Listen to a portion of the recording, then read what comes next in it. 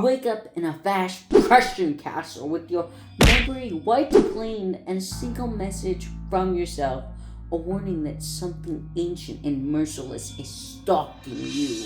Your only lead is Baron Alexander. But as you follow the trail of clues you left behind, a dark truth starts bleeding through. Whatever you forgot, you erased it for a reason. Yo, Steve, do you want to subscribe? Do you want to subscribe and get notifications from Eerie Horror? After wandering through the place, finding the sticky notes you left behind and the diaries that you also left behind, you start remembering your memories. And you remember that you have discovered an orb from the Tin Hinan tomb in Algeria. Though the orb was shattered when you found it, but after receiving visions, you were able to fix it.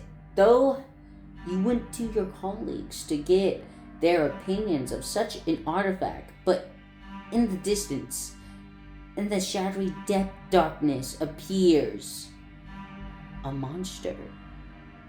Soon, Daniel is notified that all his colleagues he talked about, the orb, is dead. After exhausting all the archaeological leads, he was contacted by Alexander, as they were the one that summoned Daniel. They explained that a shadow figure was out to get all who knew about the orb, and that included him. Though Alexander had a plan to thwart the shadow figure by casting the orb with a Vita substance, which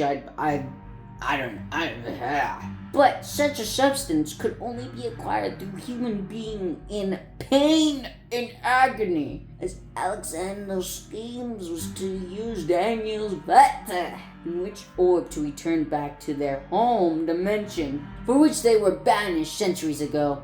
In order to achieve their goal, Alexander convinces Daniel to kill and torture all the so-called murderous prisoners. But in actuality, they're innocent people prisoned to Alexander's plot.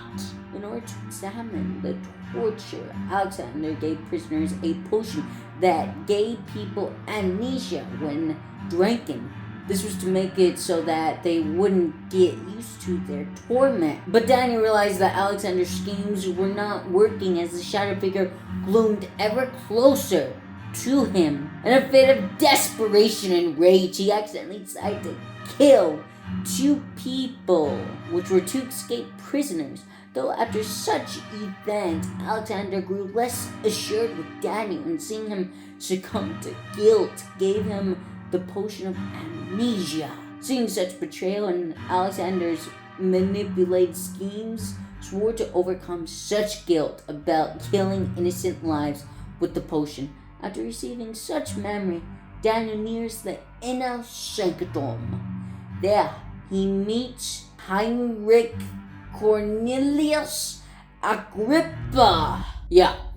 He was a man who studied that orb as long with an apprentice of his, Johann Weah. Though Agrippa has been held captive due to the knowledge of the orb and where his student is, as Weah stole Alexandria's previous orb and was able to harness its power, being able to open dimensions. He explains that once acquiring the orb, could Daniel enter the inner sanctum. So Daniel goes to find an orb and reassemble it. Agrippa makes one request for Daniel. He tells him to sever his head from the invention that Weah, his student, made, explaining Daniel to put his head in the dimension that Alexander opens. Why? Well, you're gonna have to find out.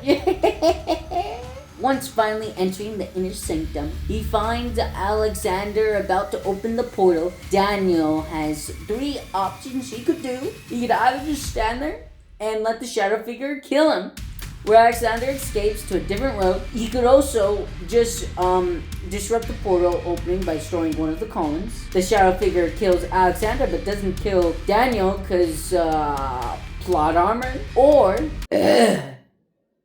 throw the head of Agrippa into the portal, then the shadowy figure kills both you and Alexander. though Alexander tries to comfort you, but yeah, you both die. So, if you want to be saved, you gotta do me a favor and watch my Five Nights at Freddy's, where I solve 4 games. One story is real ripping. It's fantastical, amazing stuff. All right, you just gotta watch it right here, just clickety click.